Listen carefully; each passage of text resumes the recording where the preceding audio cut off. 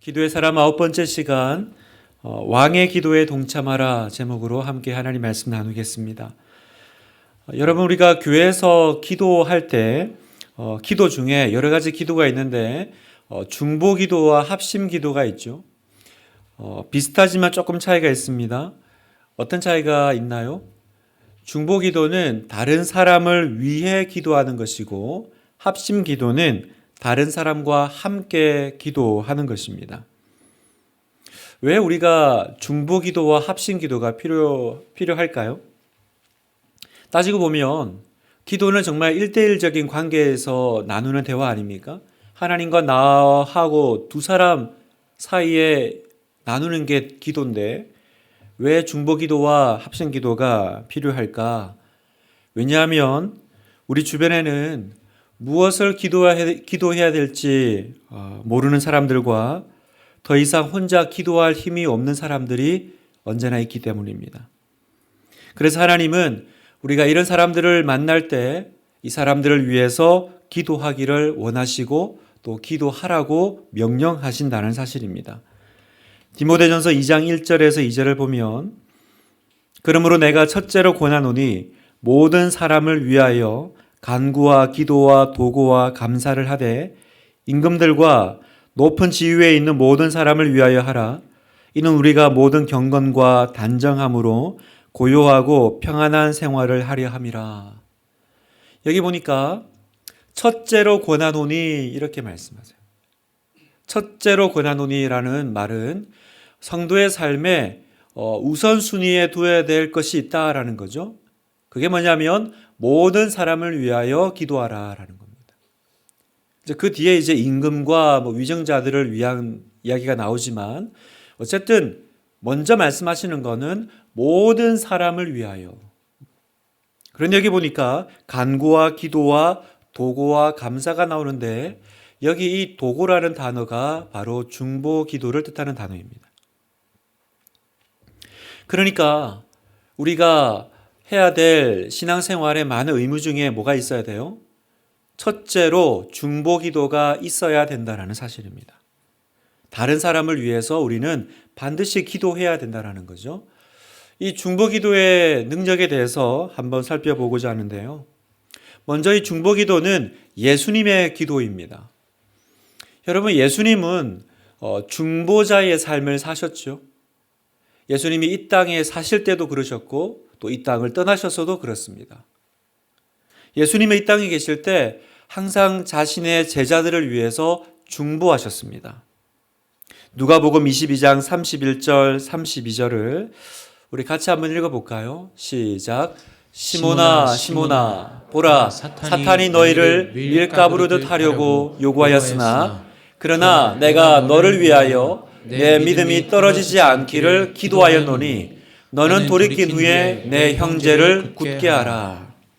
네, 예수님이 여기서 뭐 하셨어요? 사탄이 너를 공격하고 시험하려고 했지만 내가 너를 위하여, 그리고 내 믿음이 떨어지지 않기를 기도하였노니, 이게 중보기도죠.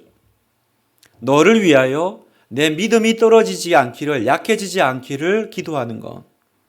다시 말해서 베드로가 그 예수님을 배반하는, 또 나 다 포기할래, 그냥 포기하고 옛날 어부 생활이나 할래 라고 돌아갔던, 어쩌면 루저고 또 실패자의 삶을 앞으로 살아갈 수밖에 없는 그런 존재였는데, 이 사람이 그 모든 슬픔을 또 실패를 딛고 일어설 수 있는 힘은 어디 있었습니까?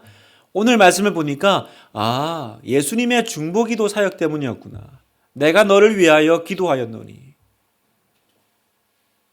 뿐만 아니라 예수님은 십자가 사역을 완성하신 이후에도 무엇을 하고 계실까요? 여전히 우리를 위해서 중보하고 계신다라고 성경은 이야기합니다. 로마서 8장 34절도 같이 한번 읽겠습니다. 시작. 누가 정죄하리요? 죽으실 뿐 아니라 다시 살아나신 이는 그리스도 예수시니 그는 하나님 우편에 계신 자요 우리를 위하여 간구하시는 자신이라.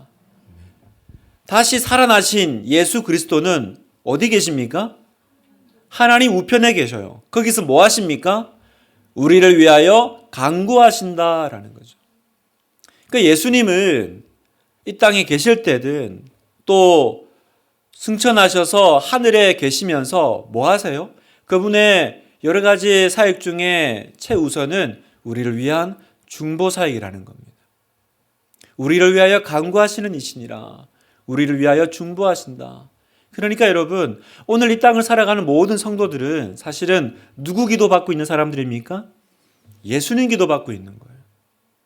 여러분에게 제가 누군가를 딱 지목해가지고 제가 오늘부터 집사님을 위해서 항상 기도하겠습니다. 그러면 마음의 기쁨이 될까요? 별로 느낌이 없나요? 예를 들어 제가 만약에 제가 우리 교회 성도가 많은데 저는 집사님을 위해서 항상 잊지 않고 매일 제가 이름 써놓고 기도할게요. 그러면 모르긴 몰라도 좀 자랑이 되지 않겠어요? 나는 담임 목사 기도받는 사람이야.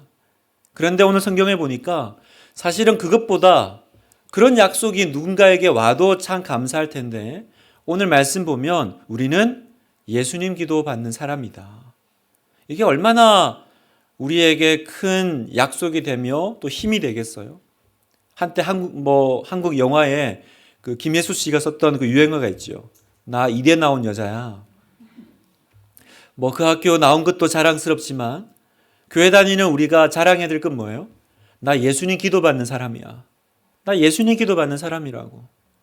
여기에 제외되는 사람 아무도 없습니다. 그 자부심으로, 그 확신으로 살아가는 여러분 되시기를 축복합니다.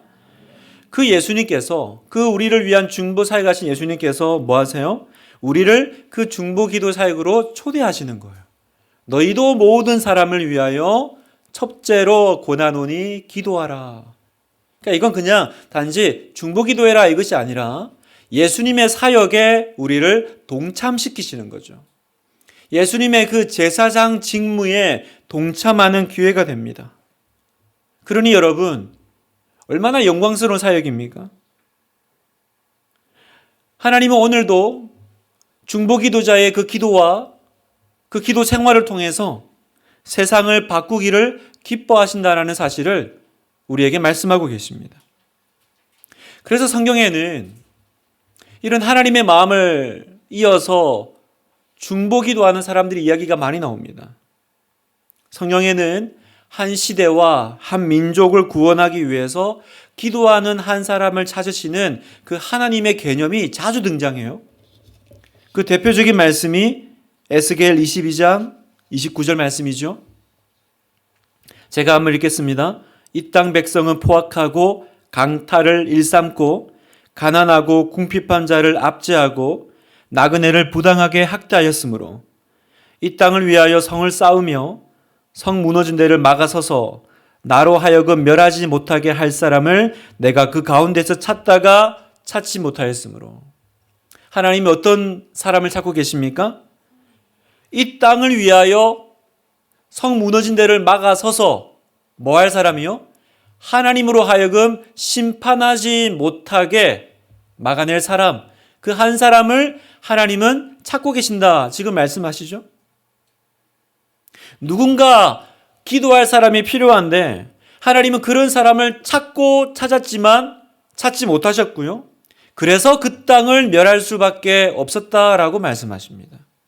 그러니까 지금 하나님께 필요한 사람은 기도하는 한 사람이었죠. 그 한 사람만 있었다면 그 땅이 포악하고 강탈을 일삼고 가난하고 그렇게 죄악이 가득했더라도 그 땅은 살아남을 수 있었다라는 것입니다. 소돔과 고모라도 그렇고요. 그러니까 여러분 보면 결국 이 땅이 망하는 건 왜 망해요? 이 땅이 악해서 망하는 게 아니라 이 땅을 위해서 기도하는 한 사람이 없기 때문에, 하나님이 찾으시는 의인한 사람이 없기 때문에 망하는 것입니다. 중보 기도가 여러분 이렇게 중요합니다. 만약 이게 사실이라면요, 그러면 기도하는 사람, 중보하는 사람은요 어떤 사람이에요? 한 사람의 운명과 한 나라의 운명을 바꾸는 사람 아닙니까? 하나님의 심판을 받을 수밖에 없는데 그 한 사람의 기도를 통해서 그 심판이 막아진다면 그 사람은 그 나라의 운명을 바꾼 사람이죠. 또 기도는, 중보 기도는 얼마나 놀라우냐면 하나님의 마음도 바꿉니다. 오늘 우리가 읽은 본문은 모세가 십계명 받으러 시내산에 올라간 이야기죠. 그런데 사람들이 생각하는 것보다 모세가 좀 오래 머물러 있었습니다. 그랬더니 지도자가 안 보이니까 이스라엘 백성들이 하나님을 잊어버리죠. 그리고 자기의 이제 장신구를 모아가지고 녹여서 뭘 만듭니까? 금송아지를 만들었어요. 그리고 이 송아지가 우리를 애굽에서 인도한 신이다. 절하자. 이제 그렇게 난리가 났죠.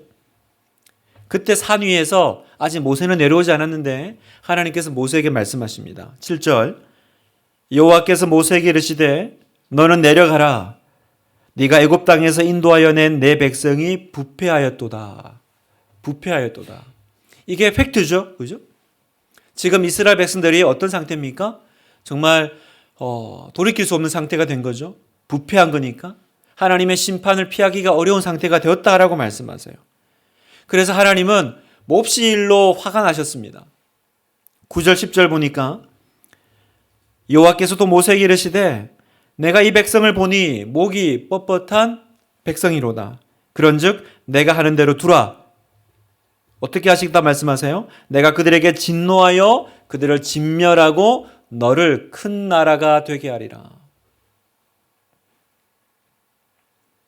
그들에게 진노하여 진멸하고.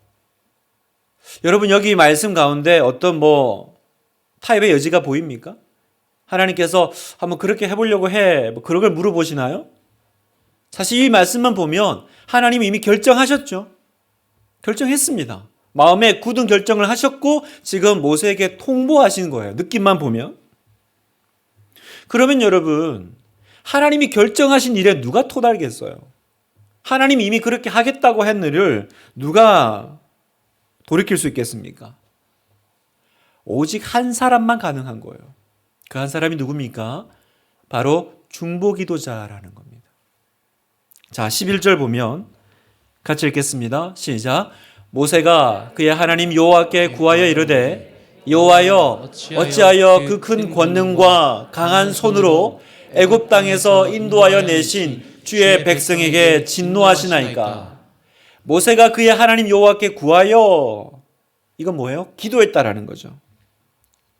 모세는 하나님이 이미 결정하신 것처럼 보이는 그 일을 듣고 하나님이 그렇게 하셨으니까 그렇게 돼야죠. 그냥 가만히 머무르고 있지 않았습니다. 기다리고 있지 않습니다. 하나님 좋은 생각입니다. 저도 이 백성이 마음에 안 듭니다. 저도 지쳤고요. 그냥 이번에 싹 잊어버리시고 저와 함께 한번 큰 일을 도모해 보시죠. 어쩌면 또 모세도 그동안 당한 게 있으니까 그렇게 말할 수도 있겠죠. 그런데 중보자 모세는 그렇게 하지 않습니다. 어떻게 해요? 이스라엘 백성을 사랑하죠. 그리고 무엇보다 그 말씀을 하시는 하나님의 그 말씀 이면에 있는 그 하나님의 본심과 그 속성을 너무나도 잘 알았습니다. 어떤 마음이었어요?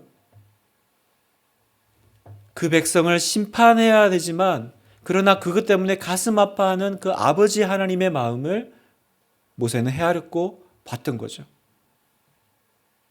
주여 구하오니 주님께서 살려달라고, 그 뜻을 돌이켜달라고. 그래서 12절 보세요. 하나님의 마음을 바꾸어 달라고 기도합니다. 주의 맹렬한 노를 그치시고 뜻을 돌이키사 주의 백성에게 이 화를 내리지 마옵소서. 하나님이 이미 결정했다고 말씀하셨어요. 그런데 지금 모세는 뭐 하고 있습니까? 하나님 뜻을 돌이켜주세요. 하나님 그 마음을 돌이켜주세요. 그랬더니 사건은 어떻게 마무리됩니까? 14절 여호와께서 뜻을 돌이키사 말씀하신 화를 그 백성에게 내리지 아니하시니라. 여러분 이게 중보기도의 능력입니다. 하나님의 보좌를 움직이는 기도, 하나님의 마음을 움직이는 기도. 여호와께서 뜻을 돌이키셨다라고 말씀하세요. 여러분 이것이 정말 중보기도의 힘이고 또 주님께서 우리에게 이걸 요청하신다는 사실을 오늘 밤 깨닫고 우리도 정말 그 중보기도자가 되기를 그렇게 결단하기를 원합니다. 하나님, 제가 이 중보기도의 능력을 알고 저도 하나님 앞에 모세처럼 어떤 한 사람의 운명과 한 나라의 운명과 또 교회의 상황을 붙잡고 기도하기를 원합니다. 설령 하나님께서 진노를 결정하신 정말 답 없는, 돌이킬 수 없는 상태에 있는 사람이랄지라도 하나님은 뭘 원하세요? 성 무너진 데를 막아서서 나로 하여금 멸하지 못하게 할 사람, 그 한 사람을 찾고 계신다라는 그 마음을 캐치하고 그 마음을 알고 하나님 앞에 서서 기도할 수 있는 우리가 되기를 바랍니다. 그러면 어떻게 중보기도를 할 수 있을까? 어떻게 기도해야 될까? 두 가지를 말씀드리고 싶은데요.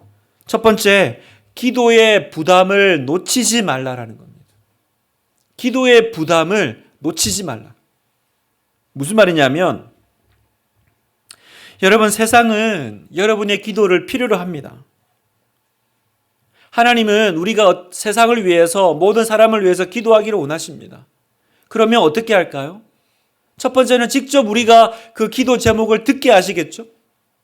내 옆에 있는 사람이나 공동체나 다락방이나 대화 중에 그 사람의 기도를 듣게 하셔서 그 사람을 위해서 기도하게 하십니다. 그러나 또 한편 어떻게 하시냐면 마음의 기도의 부담을 느끼게 하심으로 기도하게 하십니다. 여러분, 살면서 갑자기 누군가가 생각난 적이 있지 않나요? 갑자기 어떤 상황이 마음에 떠오르면서 그 상황에 연관된 누군가가 기억이 난 적이 있지 않습니까? 자다가 어떤 생각과 또 어떤 꿈 때문에 한밤중에 깬 적은 있지 않으십니까? 그때를 그냥 지나치지 말기를 바랍니다. 왜냐하면 그것이 지금 여러분에게 주시는 하나님의 기도의 영적인 부담일 수 있다는 거예요. 그 부담을 내가 민감하고 예민하게 보고 그걸 붙잡고 기도하는 겁니다. 마음에 어떤 사람이 생각이 납니까? 갑자기 어떤 사람의 그 상황이 계속 마음에 떠오릅니까? 그리고 그게 떨쳐지지 않고 마음에 계속 머물러 있어요? 뭐 하라는 겁니까, 여러분? 그 사람을 위해서 중보기도해야 될 때라는 거예요. 모르겠어요. 무슨 일이 일어났는지 확인할 수는 없지만 하나님께서, 우리 안에 계신 성령께서 그 사람의 이름을, 그 사람의 상황을 생각나게 하심으로 우리에게 기도하게 하신다는 거예요.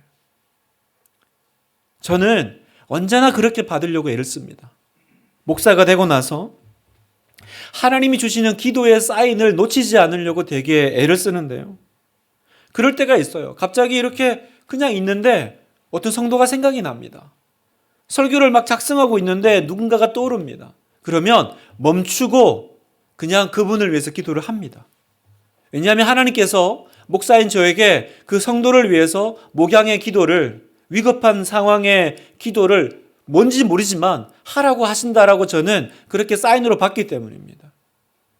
그래서 기도를 하고 또 때로는 그 마음이 가셔지지 않으면 전화를 합니다. 그 전화를 하면요, 참 신기한 일이 벌어집니다. 목사님 어떻게 알고 전화했냐라는 거예요. 어떻게 알고 전화했냐라는 거예요. 그래서 목사인 거죠. 그래서 목사가 아니라 여러분 안에, 우리 안에 계신 성령께서 역사하시는 거죠. 그래서 얘기를 나눠보면 참 그 상황이 너무 기도가 필요했던 순간이었던 것을 많이 깨닫습니다. 그때 기도하고 그때 그 성도는 하나님께서 나를 기억하시는구나, 하나님께서 나를 잊지 않으셨구나 깨닫는 거죠. 두 번째, 가장 강력한 중보기도가 있는데 그건 원수를 위해서 하는 기도입니다. 가장 중보기도 중에 강력한 기도는 원수를 위한 기도입니다. 우리는 우리의 감정을 상하게 하고요, 배신한 사람들을 위해서 기도하는 게 얼마나 어려운 일인지 압니다. 그게 얼마나 어렵습니까? 그러나 하나님은 우리가 그 사람들을 위해서 중보할 때 엄청난 축복을 준비하고 계신다는 걸 믿으시길 바랍니다. 여러분, 구약의 욥을 아시죠? 욥을 기억하십니까? 그 욥은 그 욥기의 마지막에 가면 그 자기 마음을 뒤집는 친구들이 있죠. 위로한답시고 와서는 하나님의 이름으로 막 심장을 쑥쑥 찌릅니다. 아주. 그런데 자기에게 상처를 주고 실망을 주었던 그 친구들을 위해서 욥은 마지막 기도합니다. 그러자 하나님은 욥을 회복시켜 주실 뿐만 아니라 욥이 잃어버렸던 것을 2배로 갚아주십니다. 자, 욥기 42장 10절 같이 한번 읽어볼까요? 시작. 욥이 그의 친구들을 위하여 기도할 때 여호와께서 욥의 공경을 돌이키시고 여호와께서 욥에게 이전 모든 소유보다 갑절이나 주신지라. 자, 여기 보세요. 언제 하나님이 욥의 공경을 끝내시고 돌이키셨어요? 그렇죠. 이게 굉장히 우리가 쉽게 지나쳤던 말씀 중에 하나입니다. 욥이 고난이 끝날 때가 돼서 끝난 것처럼 보이지만 성경은 이렇게 얘기하세요. 끝날 때 끝나겠지만 그 타이밍이 언제냐면 욥이 그의 친구들을 위하여 기도할 때 여호와께서 욥의 공경을 돌이키셨다라는 거예요. 왜 이렇게 하셨죠? 왜냐하면 우리가 원수를 위해서 기도하는 것은 하나님의 말씀에 순종하는 것이기 때문에 그렇습니다. 그것이 너무나도 힘들고 어려운 일인 걸 주님께서 아시기 때문에 그렇습니다. 마태복음 5장 44절 나는 너희에게 이르노니 너희 원수를 사랑하며 너희를 박해하는 자를 위하여 기도하라. 예수님의 명령이죠. 너희를 박해하는 자를 위하여 기도하라고 하십니다. 여러분을 이용하고 학대하고 괴롭히고 악한 말을 하는 사람들이 생각날 때마다 어떻게 해야 됩니까? 그들을 축복하고 그들을 위해서 기도하라는 거예요. 다시 말하지만 하나님은 내 모든 감정을 무시하고 하라면 해야지 그 말씀만 하시는 게 아닙니다. 하나님은 그게 얼마나 어려운 일인지 아십니다. 그러나 그렇게 하는 것이 하나님께서 우리 삶 가운데 위대한 일을 행하실 출발점이 된다는 거예요. 마치 욥이 그 친구들을 위해서 기도하자 공경을 돌이키시고 갑절로 채워주셨던 것처럼 오늘도 하나님은 그 원한과 분노와 그 상처에 쌓여서 아무것도 못하고 죽어가고 있는 우리에게 거기서 살아나올 수 있는 길은 뭐라고 하세요? 원수를 위하여 대적하는 자를 위해서 기도하라는 거예요. 이 아이러니잖아요. 말도 안 되는. 그러나 기도할 때 하나님께서 역사하시겠다라는 겁니다. 여러분 오늘 교회 안에 오늘 가정 안에 관계 안에 이 원수됨에 사로잡혀서 분노에 사로잡혀서 거기서 빠져나오지 못하는 분들이 얼마나 많습니까? 그러면서 하나님을 원망하고 사람을 원망하고 기도해 보지만 답은 나오지 않는 기도의 문도 열리지 않고 그러나 오히려 그때가 기회입니다. 갑절로 하나님께서 채워주실 기회. 언제요? 네가 너의 대적하는 자를 위하여 기도하라라는 것입니다. 여러분 그래서 우리가 이 2가지를 기억하면서 기도할 때 하나만 더 살펴보면 중보기도는요 반드시 합심기도로 이어지게 되어 있습니다. 내가 한 사람이 한 사람을 위해서 기도하는 것보다 여러 사람이 한 사람을 위해서 기도하는 건 더 파워가 있기 때문입니다. 어떤 일을 위해서 오래 기도해 왔는데 아무런 진전이 없고 계속 막힌다면 그때는 우리에게 합심기도가 필요할 때입니다. 예수님은 2-3 사람이 마음을 합하여 기도하면 그들과 함께 하시겠다고 약속하셨죠? 마태복음 18장 19절 진실로 다시 너희에게 이르노니 너희 중에 2 사람이 땅에서 합심하여 무엇이든지 구하면 하늘에 계신 내 아버지께서 그들을 위하여 이루게 하시리라. 2-3 사람이 내 이름으로 모인 곳에는 나도 그들 중에 있느니라. 아멘. 너희 중에 2 사람이 땅에서 합심하여 무엇인지 구하면 합심하여 기도하면 들으리라 이루리라. 2-3 사람이 내 이름으로 모인 그곳에 나도 그들 중에 있다라고 말씀하시는 거예요. 여러분 하나님은 개인적으로 기도할 때도 응답하시지만 연합하여 한 마음으로 나아갈 때 더 기뻐하시고 더 축복하십니다. 왜냐하면 여기에 하나님의 마음이 있기 때문이에요.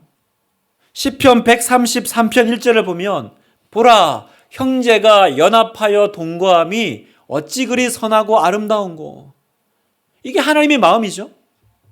하나님 보시기에 선하고 아름다운 것이 뭐예요? 공동체가, 성도들이, 형제가 연합하여 동거하는 것, 하나가 한 마음이 되는 것을 하나님이 너무 기뻐하시니까 그 한 마음이 된 사람들이 함께 기도할 때 하나님께서는 갑절로 역사하실 줄 믿습니다. 하나님 백성들이 연합하여 기도할 때 하나님의 부흥의 역사가 일어날 줄 믿습니다. 그러니까 원수 마귀는 뭐 하겠어요? 원수 마귀가 뭐 하겠습니까? 어떻게든지 하나님의 교회를 분열시키고 관계 속에서 다툼을 일으키고 분노와 질투를 유발해서 서로 불화하도록 하겠죠? 왜요? 그 마음이 하나가 돼서 합심하면 능력이 나타날 때니까. 그래서 여러분, 합심 기도할 때 주의하고 명심해야 될 게 하나가 있어요. 합심 기도가 능력이 있지만 합심 기도가 능력을 발휘할 조건이 있습니다. 그 조건은 뭐냐면 그냥 모여서 합심해서 기도한다고 되는 게 아니라 거기에 있는 사람들이 한 마음으로 연합할 때 능력이 나타난다는 거예요. 한 마음으로 연합할 때. 일상에서 우리가 교회가 한 마음으로 살아갈 때만 그 기도가 효과가 있어요. 우리의 관계 속에 분열과 다툼을 일으키는 것들이 없어야 된다는 말입니다. 이건 마치 꼭 그 운동 경기 같은 거예요. 여러분 뭐 축구나 농구를 한다 그러면 열심히 막 각자가 뛰어요. 열심히만 뛰면 승리를 할 수 있나요? 축구를 하는데 각자가 막 자기 포지션에서 열심히 뛰어요. 그게 무슨 의미가 있습니까? 한 마음이 되어서, 그죠? 한 연합팀을 이루어서 가야 승리를 하는 거지, 그냥 그 경기장에 12명이 들어가가지고 열심히 뛴다고 승리하는 보장은 없죠. 여러분, 배우자랑 맨날 싸우면서, 그런데 어떤 일을 위해서 합심해서 기도한다고 그 기도가 능력이 있겠습니까? 매일 자녀들에게 소리 지르고 잔소리하고 지적하다가 학교에서 좋은 성적 받게 해달라고 그 아이들과 마음을 합하는 것이 가능하겠습니까? 마음속에 목사님과 순자님에 대해서 험담하다가 병원에서 안 좋은 진단을 받으면 영적 지도자에게 치유를 위해서 저의 병을 위해서 기도해 주십시오. 그게 여러분 가능하겠습니까? 그러니까 여러분, 합심해서 기도한다는 건 그냥 같이 어떤 기도 제목을 놓고 여러 사람이 함께 기도한다는 얘기가 아니라는 거예요. 그 기도가 능력이 있으려면 뭐 해야 돼요? 그 함께 있는 사람들이 정말 화합된 하나된 마음으로 가지 않으면 안 된다는 거예요. 그래서 오늘 우리에게 뭐가 필요해요? 화합하려는 노력이 더 필요한 거예요. 그래서 성경에 뭐라고 말씀하세요? 누군가에게, 그죠? 잘못했으면 가서 먼저 기도하기 전에 가서 화해하고 오라는 거예요. 뭔가 다투었으면 해가 지기 전에 화해하라는 거죠. 왜 그게 필요합니까? 그래야 기도가 안 막힌다라는 거예요. 그래야 그 합심 기도가 능력이 있고 힘이 있다라는 거예요. 우리는 무조건 교회에 와서 어떤 기도 제목 인도자가 던져주면 또 뭐 카톡 다락방에 이렇게 기도 제목 올라오면 같이 기도하면 무조건 다 되는 줄 압니다. 한 마음이 되지 않은 그 운동팀이 열심히 뛰는 것이 어떻게 승리를 거둘 수 있겠어요? 진짜 우리는 뭐 해야 돼요? 기도하기 전에, 어떤 응답을 바라기 전에 뭐 해야 됩니까? 화합하려는 노력을 해야 돼요. 화합하려는. 하나님은 그 화합을 위해서 대가를 치르는 사람을 인정해 주세요. 마태복음 5장 9절 같이 한번 읽겠습니다. 시작. 화평하게 하는 자는 복이 있나니 그들이 하나님의 아들이라 일컬음을 받을 것이며. 화평하게 하는 자는 복이 있다. 주님의 말씀이죠. 하나님의 아들, 하나님의 자녀다라는 일컬음을 받을 것이다. 그러니까 하나님께서 화평케 하는 자를 얼마나 귀하게 여기시는지, 그 화평을 위해서 때로는 자존심 내려놓고 대가 지불을 하는 사람을 얼마나 주님께서 기뻐하시는지를 여러분 보시죠. 여러분, 화평케 하는 자가 되십시오. 화평케 하는 자가 되십시오.